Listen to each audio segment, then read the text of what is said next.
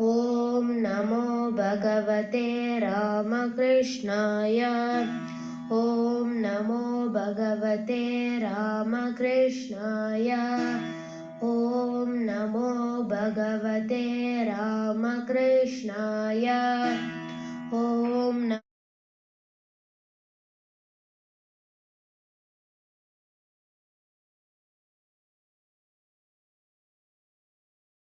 ಎಲ್ಲರಿಗೂ ಜಯರಾಮ್ ಕೃಷ್ಣ. ನನ್ನ ಹೆಸರು ಹೇಮಂತ್, BMS ನಂಬರ್ 261.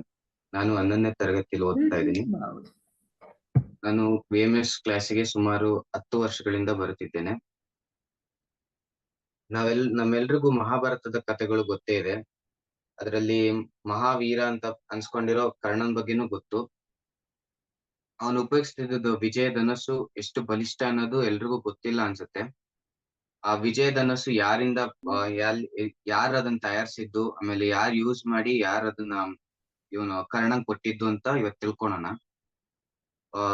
ಹಿಂದೆ ತಾರಕಾಸುರನ ಕಾಟ ಹೆಚ್ಚಾದಾಗ ದೇವತೆಗಳೆಲ್ಲ ಬ್ರಹ್ಮನ ಹತ್ರ ಕೇಳ್ತಾರೆ ಅವನ್ನ ಸಂಹಾರ ಮಾಡಕ್ಕೆ. ಅವಾಗ ಬ್ರಹ್ಮ ಬ್ರಹ್ಮ ಕಾರ್ತಿಕೇಯನ ಕಳಿಸ್ತಾನೆ. ಆಮೇಲೆ ಕಾರ್ತಿಕೇಯ ಅವನ್ ವಧೆ ಮಾಡಿ ಬರ್ತಾನೆ. ಆದ್ರೆ ಅವನ 3 ಜನ ಮಕ್ಕಳು ಮತ್ತೆ ಅವನು ಘೋರ ತಪಸ್ ಮಾಡ್ತಾರೆ ಬ್ರಹ್ಮನ್ ಹೊಲ್ಸ್ಕೊಳಕ್ಕೋಸ್ಕರ. ಬ್ರಹ್ಮನ್ ಹೊಲ್ಸ್ಕೊಂಡು ಆ ಘೋರ ತಪಸ್ ಮಾಡಿ ಒಂದು ವರ ಅಪೇಕ್ಷಿಸ್ತಾರೆ. ಅದೇನಂದ್ರೆ ಇಡೀ ಜಗತ್ತಿನಲ್ಲಿ ಅತ್ಯಂತ ಬಲಿಷ್ಠವಾದ 3 ಸುತ್ತಿನ ಕೋಟೆ ಇರ್ಬೇಕು. ಆ ಕೋಟೆನ ಯಾರು ನಾಶ ಮಾಡಕ್ ಆಗ್ಬಾರ್ದು. ಆದ್ರೆ ಬ್ರಹ್ಮ ಹೇಳ್ತಾನೆ ಇಡೀ ಜಗತ್ತಿನಲ್ಲಿ ನಾಶ ಆಗದೆ ಇರೋ ವಸ್ತು ಯಾವ್ದು ಇರಕ್ ಆಗಲ್ಲ ಅಂತ. ಅದಕ್ಕೆ ಅವರು ಮತ್ತೆ ಸರಿ ಆಯ್ತು, ಅದು ಆ ಕೋಟೆನ ನಾಶ ಮಾಡ್ಬೇಕು ಅಂದ್ರೆ ಒಂದೇ ಬಾಣದಿಂದ ಒಂದೇ ಸತಿ ಹೊಡೆದ್ರೆ ಮಾತ್ರ ನಾಶ ಆಗ್ಬೇಕು, ಮತ್ತೆ ಅದ್ ನಾಶ ಆಗ್ಬಾರ್ದು ಅಂತ ಹೇಳ್ತಾನೆ. ಅದಕ್ಕೆ ಬ್ರಹ್ಮ ಸರಿ ಆಯ್ತು ನಿಮ್ ಕರ್ಮ ಎಂದು ಅಂತ ಹೇಳಿ ತತಸ್ತು ಅಂತ ಹೇಳ್ಬಿಟ್ಟು ವರ ಕೊಡ್ತಾನೆ. ಆ 3 ಜನ ಮಕ್ಕಳು ಒಂದು 3 ಸುತ್ತಿನ ಕೋಟೆ ಕಟ್ಟುತ್ತಾರೆ ಕಬ್ಬಿಣ, ಚಿನ್ನ, ಬೆಳ್ಳಿಯಿಂದ. ಆಮೇಲೆ ಅದು ಬಲಿಷ್ಠ, ಅದನ್ನ ಯಾರು ಬೇರ್ಸಕ್ ಆಗಲ್ಲ ಅಂತ ಅದ್ರ ಒಳಗಡೆನೆ ಜನರಿಗೆ ಮತ್ತೆ ಸಾಧು ಸಂತರು ಯಾರು ದೇವತೆಗಳಿಗೋಸ್ಕರ ಯಾಗ ಮಾಡ್ತಿರ್ತಾರೋ ಅವರಿಗೆಲ್ಲ ಕಾಟ ಕೊಡಕ್ ಶುರು ಮಾಡ್ತಾರೆ.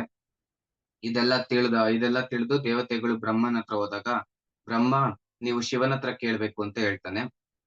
ಅವ್ರು ಶಿವನ ಹತ್ರ ಹೋದಾಗ ಶಿವ ಬ್ರಹ್ಮನಿಗೆ ಕೇಳ್ತಾನೆ, ಒಂದು ಅತ್ಯಂತ ಬಲಿಷ್ಠವಾದ ಧನಸ್ಸನ್ನು ನೀನು ನನಗೆ ತಯಾರು ಮಾಡ್ಕೊಡ್ಬೇಕು ಅಂತ.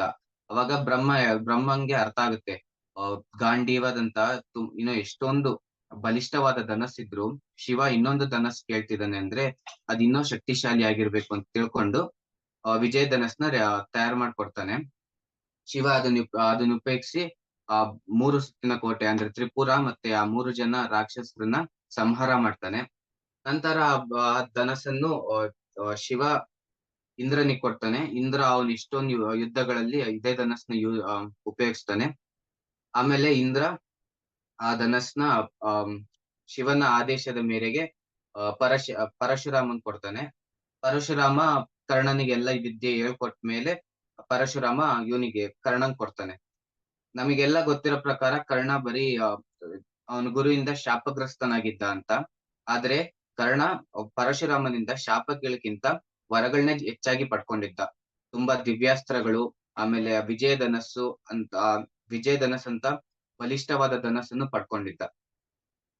ವಿಜಯ ಧನಸ್ಸದ ವಿಶೇಷತೆ ಏನಂದ್ರೆ ಅದು ಯಾರ ಕೈಯಲ್ಲಿರುತ್ತೋ ಅವ್ರು ಎಂದಿಗೂ ಸೋಲಕ್ಕಾಗಲ್ಲ. ಅದಕ್ಕೇನೆ ಪರಶುರಾಮನು ವಿಜಯ ಧನಸ್ ಇದ್ದಾಗ ಇಡೀ ಭೂಮಂಡಲವನ್ನು 21 ಬಾರಿ ಪರ್ಯಟನೆ ಮಾಡ್ತಾನೆ ಕ್ಷತ್ರಿಯರನ್ನ ಸಂಹಾರ ಮಾಡಕ್ಕೋಸ್ಕರ. ಅವನಿಗೆ ಒಂದು ಸತಿನೂ ಸೋಲಾಗಿರಲ್ಲ. ಆಮೇಲೆ ಆ ಕುರುಕ್ಷೇತ್ರ ಯುದ್ಧಕ್ ಬಂದ್ರೆ ವಿಜಯ ಧನಸ್ಸಿಗೆ ಸರಿಸಾಟಿ ಆಗಿದ್ದು ಗಾಂಡೀವ. ಆದ್ರೆ ಗಾಂಡೀವ ವಿಜಯ ಧನಸ್ಗಿಂತ ಸ್ವಲ್ಪ ಕಮ್ಮಿ ಇತ್ತು, ಅಂದ್ರೆ ಅದ್ರದ್ದು ಶಕ್ತಿಗಳೆಲ್ಲ. ಯಾಕಂದ್ರೆ ವಿಜಯ ಧನಸ್ಸು ಗಾಂಡೀವ ಎಲ್ಲ ತಯಾರು ಆದ್ಮೇಲೆ ಮಾಡಿತ್ತು. ಸೊ ಅದು ಸ್ವಲ್ಪ ಮಾಡಿಫೈ ಆಗಿತ್ತು. ಇವಾಗ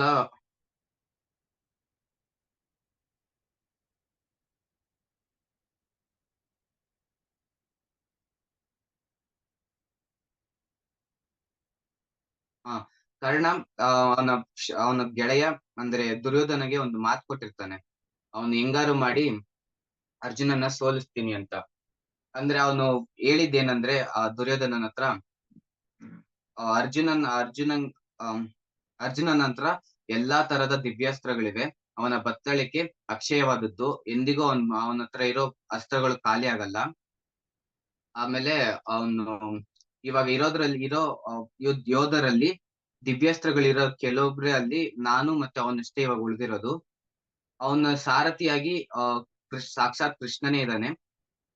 ಅಂತಹ ಸಾರಥಿ ನನಗೆ ಇಂದಿನವರೆಗೂ ಸಿಕ್ಕೇ ಇಲ್ಲ. ಅದಕ್ಕೆ ಅವನ ರಥವನ್ನು ನಾವು ನಾಶ ಮಾಡಕ್ಕಾಗಲ್ಲ, ಯಾಕಂದ್ರೆ ಅದು ದಿವ್ಯ ರಥ. ಆದ್ರೆ ಇವಾಗ ಯುದ್ಧದ ವಿಷಯಕ್ಕೆ ಬಂದ್ರೆ ಅವನು ನನಗೆ ಯಾವ್ದ್ರಲ್ಲೂ ಸರಿಸಾಟಿ ಇಲ್ಲ. ಯಾಕಂದ್ರೆ ನನ್ನ ಗುರು ಪರಶುರಾಮ, ಅವನ ಗುರು ದ್ರೋಣಾಚಾರ್ಯ. ಆದ್ರೆ ದ್ರೋಣಾಚಾರ್ಯಗೆ ಹೇಳ್ಕೊಟ್ಟಿದ್ದೆ ಪರಶುರಾಮ. ಹಾಗೆ ವಿಜಯಧನಸ್ ನನ್ನ ಹತ್ರ ಇದೆ. ಸೊ ನನಗೆ ಸೋಲಾಗಲ್ಲ, ಅವ್ನ್ ಸೋಲಿಸ್ತೀನಿ ಅಂತ ಹೇಳಿರ್ತಾನೆ.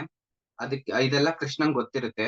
ಸೊ ಅವನು ಕರ್ಣ ಈಗ ಮಾತ್ ಕೊಟ್ಟಂಗೆನೆ ಕರ್ಣ ಅರ್ಜುನನಿಗೆ ತುಂಬಾ ಕಷ್ಟದ ಯುದ್ಧ ಮಾಡ್ತಾನೆ. ಸಾಕ್ಷಾತ್ ದೇವರೇ ಅರ್ಜುನನ್ ಜೊತೆ ಇದ್ರುನು ಅರ್ಜುನನ್ಗೆ ಬೆವರು ಬರುತ್ತೆ. ಅಂದ್ರೆ ಅಷ್ಟು ಭಯ ಆಗಿರುತ್ತೆ ಅವನ ಅಸ್ತ್ರಗಳನ್ನ ನೋಡಿ. ಆಮೇಲೆ ಈ ವಿಜಯಧನಸ್ಸಿಂದ ಬಾಣ ಹೂಡ್ಬೇಕಾದ್ರೆ ಅದು ಮಾಡೋ ಶಬ್ದ ಮತ್ತೆ ಅದರಿಂದ ಬರೋ ಬೆಳಕಿಂದ ಎದುರಾಳಿ ಯಾರಿರ್ತಾರಲ್ಲ ಅವರಿಗೆ ಸ್ವಲ್ಪ ಹೊತ್ತಿಗೆ ಏನು ಕೇಳ್ಸಲ್ಲ ಮತ್ತೆ ಕಾಣಿಸಲ್ಲ. ಆ ತರ ಶಕ್ತಿ ಇರುತ್ತೆ ಆ ಧನಸ್ಸಿಗೆ. ಇವನು ಕರ್ಣ ಅದಕ್ಕೆ ಚೆನ್ನಾಗಿ ಅಂದ್ರೆ ಎಲ್ಲಾ ತರದ ಅಸ್ತ್ರಗಳನ್ನೆಲ್ಲ ಯೂಸ್ ಮಾಡ್ತಾನೆ ಅರ್ಜುನನ್ ಮೇಲೆ. ಕೃಷ್ಣ ಅವನ 17ನೇ ಬಾರಿ ಅದನ್ನ ಅಸ್ತ್ರ ಎತ್ಕೊಂಡಿರೋದ್ ಕೃಷ್ಣನ್ ಗೊತ್ತಿರುತ್ತೆ. ಕೃಷ್ಣ ಹೇಳ್ತಾನೆ ಅರ್ಜುನನ್ಗೆ, ಈ ತರ ವಿಜಯಧನಸ್ಸದು ಒಂದು ಅವನ್ ಕೈಲಿ ಇರೋ ತನಕ ನಿನ್ ಕರ್ಣನ್ ಸೋಲ್ಸಕ್ ಆಗಲ್ಲ ಅಂತ. ಸೊ ಕರ್ಣ ಯಾವಾಗ ಆ ಚಕ್ರ ಎತ್ತಬೇಕು ಅಂದ್ಬಿಟ್ಟು ಧನಸ್ಸನ್ನ ಕೆಳಗೆ ಇಟ್ಬಿಟ್ಟು ಚಕ್ರ ಎತ್ತುತ್ತಾ ಇರ್ತಾನೋ, ಅವಾಗ ಕೃಷ್ಣ ಅರ್ಜುನನಿಗೆ ಹೇಳ್ತಾನೆ ಬಾಣ ಹೂಡಕ್ಕೆ. ಅವಾಗ ಅವನನ್ನ ಸಾಯಿಸ್ತಾರೆ. ನಮಗೆ ಇದರಿಂದ ಅರ್ಥ ಆಗೋದೇನಂದ್ರೆ, ಮೊದಲನೇದಾಗಿ ನಮಗೆ ಯಾವ್ದೋ ಒಂದ್ ಚೆನ್ನಾಗಿರೋದ್ ಸಿಕ್ತು ಅಂತ ಅದನ್ನ ದುರುಪಯೋಗ ಮಾಡ್ಕೋಬಾರ್ದು. ನಾವ್ ಅದನ್ನ ದುರುಪಯೋಗ ಮಾಡ್ಕೊಂಡ್ರೆ ದೇವರು ಅದನ್ನ ನಾಶ ಮಾಡೋದಂತೂ ಖಂಡಿತ. ಆಮೇಲೆ ಎರಡನೇದಾಗಿ ನಮ್ಮ ಎದುರಾಳಿ ಯಾರೇ ಆಗಿರ್ಲಿ, ಅವನ ಜೊತೆ ನಮ್ಮ ಎದುರಾಳಿ ದೇವರೇ ಆಗಿದ್ರು ನಮ್ಮ ಆತ್ಮಸ್ಥೈರ್ಯ ಕಳ್ಕೊಬಾರ್ದು. ಇವಾಗ ಕರ್ಣನು ಅಷ್ಟೇ, ಎದುರುಗಡೆ ಇದ್ದಿದ್ದ ಅರ್ಜುನ, ಅದು ಅವನಿಗೆ ಗೊತ್ತಿತ್ತು. ಆದ್ರೆ ಅಲ್ಲಿ ಕೃಷ್ಣ ಇದ್ದ ಅಂತ ಗೊತ್ತಿದ್ರು ಅವನ ಆತ್ಮಸ್ಥೈರ್ಯ ಕಳ್ಕೊಳ್ಳಿಲ್ಲ, ಯುದ್ಧ ಮಾಡ್ದ. ಸೊ ನಾವ್ ಎಂದಿಗೂ ನಮ್ಮ ಆತ್ಮಸ್ಥೈರ್ಯವನ್ನು ಕಳ್ಕೊಬಾರ್ದು. ಜಯರಾಮ್ ಕೃಷ್ಣ.